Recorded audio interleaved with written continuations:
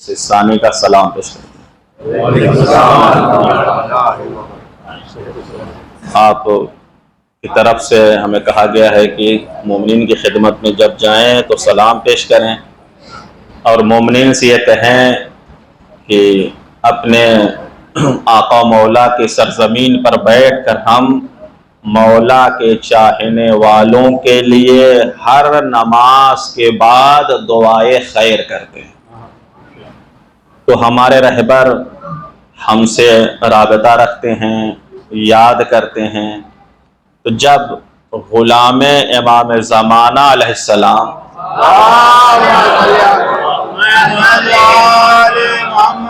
یعنی آغا ثانی اس طرح سے امام کے چاہنے والوں کو یاد رکھتے ہیں، خود ہمارا امام ہمیں کس طرح یاد رکھتا ہے۔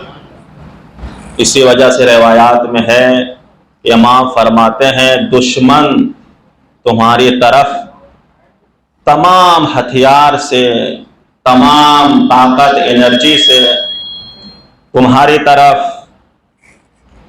رخ کیے ہوئے ہیں، ختم کرنا چاہتے ہیں، اگر ہماری عنایتیں نہ ہوں تو جو بلائیں ہمیں آتی ہیں، کتنی ایسی بلائیں ہیں جسے امام کی برکت سے ہم تک نہیں آ پاتی۔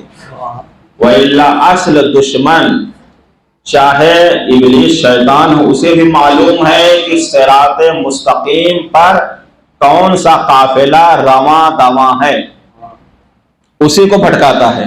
اسی وجہ سے ہمارے درمیان دیکھیں انتشار بہت پایا جاتا ہے، اختلاف پایا جاتا ہے، اور دوسروں کے یہاں یہ نہیں ہے، کیونکہ تمام انرجی شیطان چاہے داخلی ہو یا خارجی صرف عاشقان اہل بیت پر خرچ کر رہا ہے، انہیں ختم کرنے کے لیے، کہ اصل جو ہے جنت میں یہی جانے والے ہیں، اصل صراط مستقیم پر یہی ہے۔ صلوات علی محمد۔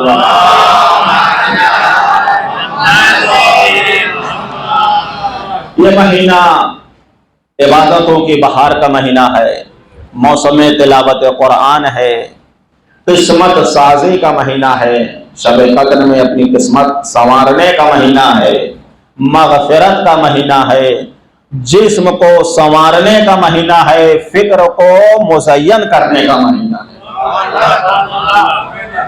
اسی وجہ سے پیغمبر فرماتے ہیں صوموا تصحوا، روزہ رکھو تاکہ صحت یاب ہو جاؤ۔ لوگ یہ سمجھتے ہیں کہ روزہ رکھنے سے کمزوری آتی ہے، اللہ کے نبی کیا فرما رہے ہیں؟ روزہ رکھو تاکہ تمہیں انرجی ملے، طاقت ملے، جسم کی بھی صفائی ہو جائے اور تمہاری فکر بھی سنور جائے۔ اب اگر یہیں تک بات ختم ہو جاتے تو لوگ کہتے ہیں ٹھیک ہے یہ روایت ہے، لیکن آج جو ہمارا نوجوان چاہتا ہے ریزن، سبب پوچھتا ہے، ریسرچ ہو رہے ہیں کہ بھائی یہ اسلام کا یہ فلسفہ 12 مہینوں میں سے ایک مہینہ اختیار کیا، کیا وجہ ہے؟ تو بہت سی چیزیں چونکہ ریسرچ پرانی ہو گئی، آپ سنتے ہیں کہ جسم میں جو خلاقتیں رہ جاتی ہیں، ٹائم نہیں ملتا، وہ اس مہینے میں جب انسان بھوکا رہتا ہے، پیاسا رہتا ہے، وہ تمام انفیکشن جس سے پیدا ہوتے ہیں وہ چیزیں نکل جاتی ہیں۔ ابھی لیٹسٹ جو ریسرچ ہوئی ہے وہ میں آپ کو بتا رہا ہوں، یہ پرانی ہے۔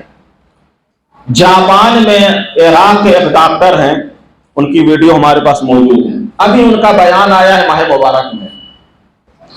کہتے ہیں اس وقت جاپان میں ریسرچ جاری ہے اور وہ اس نتیجے پر پہنچے ہیں کہ کینسر کا علاج روزہ رکھوا کر کراؤ۔ یہ دیکھ رہے ہیں، کہا کیسے؟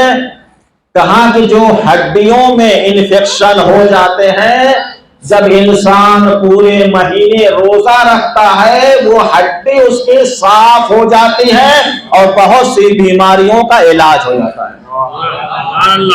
یہ ویڈیو ابھی ہمارے پاس موجود ہے، عراق کے اور کہاں ترقی یافتہ ملک میں۔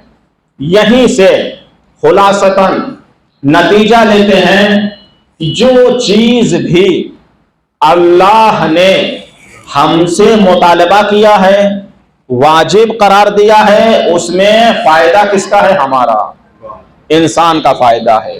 جب یہ جسم پاکیزہ ہو جائے، فلسفہ کیا ہے روزہ رکھنے کا؟ تقوی، انسان پرہیزگار بن جائے، متقی بن جائے، تب جا کر ولایت امام متقین سمجھ میں آئے گی۔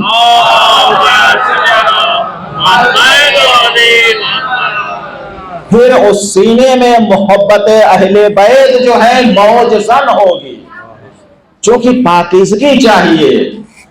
اسی خطبہ شعبانیہ میں پیغمبر اکرم نے پورا خطبہ شعبانیہ دیا ہے، اس میں سے یتیموں کا خیال کرنا، تلاوت قرآن کرنا، اس میں سے ایک ہے کہ بہترین اخلاق، حسن اخلاق۔ انسان اور جانور میں یہی فرق ہے، انسان کی انسانیت اس وقت سنور جاتی ہے جب اچھا اخلاق ہو۔ خطبہ شعبانی میں کیا ارشاد ہوتا ہے؟ وَقِرُوا كِبَارَكُمْ وَارْحَمُوا صِغَارَكُمْ۔ اللہ کے نبی فرما رہے ہیں اپنے بڑوں کی عزت کرو اور چھوٹوں پر شفقت کرو۔ چھوٹوں سے مطالبہ کیا ہے؟ بڑوں کی عزت کریں، اور بڑوں سے مطالبہ کیا ہے؟ چھوٹوں پر شفقت کریں، یعنی ہر طرف محبت اور پیار کا ماحول ہو مومنین کے درمیان۔ ایک جو اہم مشکل ہے جو اخلاق کو تباہ برباد کر دیتی ہے وہ حسد ہے۔ حسد کیا ہے؟ حسد سے ہم کیا سمجھتے ہیں؟ ارشاد ہوتا ہے الحسود لا یسود، جو حسد کرتا ہے وہ کبھی کامیاب نہیں ہوتا۔ حسد ایسی بیماری ہے ہمارے جسم کو بھی کھا جاتی ہے اور ایمان بھی جدا ہو جاتا ہے۔ اور تاریخ یہ ہے بنی ہاشم کو جو ستایا گیا، پریشان کیا حسد کی بنیاد پر۔ یہودیوں نے، عیسائیوں نے نبی، آخری نبی کا کلمہ نہیں پڑھا، قرآن کہتا ہے وہ حسد کی بنیاد تھی۔ لہذا حسد نہیں ہونا چاہیے۔ حسد ہے کیا؟ اگر بچے سے پوچھیں حسد کیا ہے؟ حسد کہتے ہیں کہ کسی کے پاس کوئی نعمت ہے، مثلا گاڑی، اچھی گاڑی ہے، اچھی ایجوکیشن ہے، اچھا پیسہ ہے، کمپنی ہے۔ حسد کیسے پتا ہوگا؟ اگر ہمارے دل میں یہ خیال آئے اس کا سب ختم ہو جائے اور مجھے مل جائے، یہ حسد ہے۔ حسد کیا ہے؟ کہ جو ہمارے بھائی کے پاس چیزیں ہیں، نعمتیں ہیں، وہ ختم ہو جائے اور ہمیں وہ مل جائے۔ اسی وجہ سے حسد کو گناہ کبیرہ کہا گیا ہے۔ یہ ایسا گناہ ہے جس پر جہنم ہے۔ لیکن اسی کے ساتھ ایک چیز ہے رشک، کمپٹیشن۔ رشک کیا ہے؟ رشک یہ ہے کہ ہمارے بھائی کے پاس یہ چیزیں ہیں رہیں، لیکن ہم کو اس سے زیادہ مل جائے، کوشش، جلن نہ ہو کسی کے لیے، ہم کو اس سے زیادہ مل جائے۔ اس کے لیے قرآن مجید کہتا ہے فَلْيَتَنَافَسِ الْمُتَنَافِسُونَ، لوگوں کو چاہیے کمپٹیشن کریں، آگے بڑھیں۔ کمپٹیشن کہاں کریں؟ ایمان میں کریے، نماز پڑھنے میں کریے، روزہ رکھنے میں کریے، ایجوکیشن میں کریے، تلاوت قرآن میں کریے، والدین کے احترام کرنے میں کریے، امام کی ولایت و امامت کے اظہار میں کریے۔ صلوات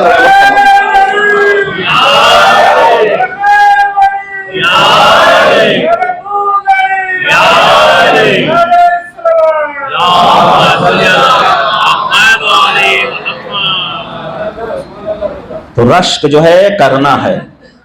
امام فرماتے ہیں میرے چچا عباس علیہ السلام کے لیے جنت میں ایسا مرتبہ ہوگا کہ تمام شہداء رشک کریں گے، کاش یہ مرتبہ ہمیں مل جاتا۔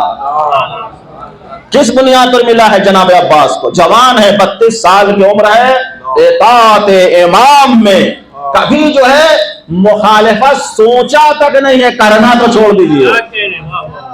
یہ ہے تو ہمیں رشک کرنا ہے، اپنے بچوں کو پڑھانا ہے۔ فقط ہندوستان کی پڑھائی ایجوکیشن پر دھیان نہ ہو، پوری دنیا کی پڑھائی، کہ ہمارے قوم کے بچے پوری دنیا میں ٹاپ نمبر پر ہوں، پہلے نمبر پر ہوں، یہ تیاری ہو۔ لیکن کسی سے جلن نہ ہو، کسی سے حسد نہ ہو۔ اگر حسد کیا، کیوں؟ حسد جو ہے जिस्म को भी खराब करता है। कैसे? आप दिन रात किसी के लिए जल रहे हैं, एनर्जी आपकी खराब हो रही है। आयतुल्लाह मकारिम शिराजी अपनी तफसीर अल अम्सल, जो फारसी और उर्दू में तफसीर नमूना है, उसमें लिखते हैं, कहते हैं कि जब इंसान जलता रहता है उसकी एनर्जी खराब होती रहती है और वो दिल की बीमारी में मुब्तला हो जाता है। कितने लोग ऐसे हैं अपने भाई की तरक्की बर्दाश्त नहीं कर पाते और खुद मिट जाते हैं। सुभान अल्लाह, सुभान। लिहाजा अगर दुनिया में रहना है अच्छे अखलाक के साथ रहें। कैसे रहें? मराजे कराम यही पैगाम देते हैं, अहले बैत अलैहिस्सलाम यही बताते हैं किस तरह से जो है हम रहें। दो फार्मूला है नौजवानों के लिए। रहन सहन में अपने से छोटों को देखें। मसला अगर खुदा ने हमें 3 वक्त की रोटी दी है, कुछ ऐसे भी अफराद है जिन्हें 1 वक्त भी नहीं मिल रहा है, तो हम क्या करें? शुक्र करें ताकि नेमत में इजाफा हो। और तरक्की में किसको देखें? अपने से बड़े को देखें। ईमान में किसको देखें? अपने से बड़े को देखें। इबादत में किसको देखें? अपने से बड़े को देखें। अगर ये बैलेंस हमने कर लिया तो दुनिया में भी अच्छे से रहेंगे, इज्जत के साथ रहेंगे और आखिरत में भी मासूमीन के जवार में जगह मिलेगी इंशाअल्लाह ताला। नारे तकबीर, नारे रिसालत, नारे हैदरी।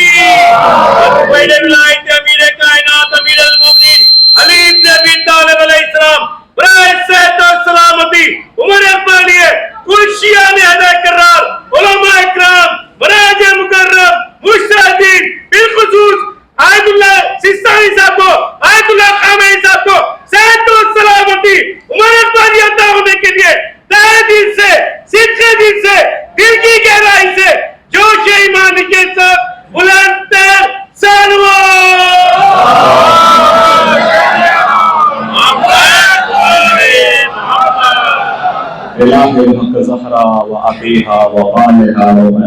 पालने वाले हमारे इस मुख्तसर से इबादत को कबूल फरमा। पालने वाले हमारे नौजवानों को ज़ेवर तालीम और तरबियत से आरास्ता और पैरास्ता कर। पालने वाले हमारे कौम में जो बेरोजगार हैं उन्हें रोजी से नवाज। जो मकरूज है उनके कर्ज को खैर से अदा फरमा। पालने वाले तमाम आशिकान अली मुहिबान अली की इज्जत और आबरू की हिफाजत फरमा। पालने वाले उलमाए हक़ का साया हमारे सरों पर बरकरार रख। ज़हरा के ज़ुहूर में ताजील फरमा। हम सबको इमाम के आवान व अंसारों से शुमार फरमा। माह मुबारक है, लिहाजा हाज़रीन के मरहूमीन के लिए और जुमला मोमिनीन मोमिनात के मरहूमीन के लिए एक मरतबा सूरह हमद, एक मरतबा सूरह तकबीर की तिलावत फरमा कर ईसाल फरमाएं।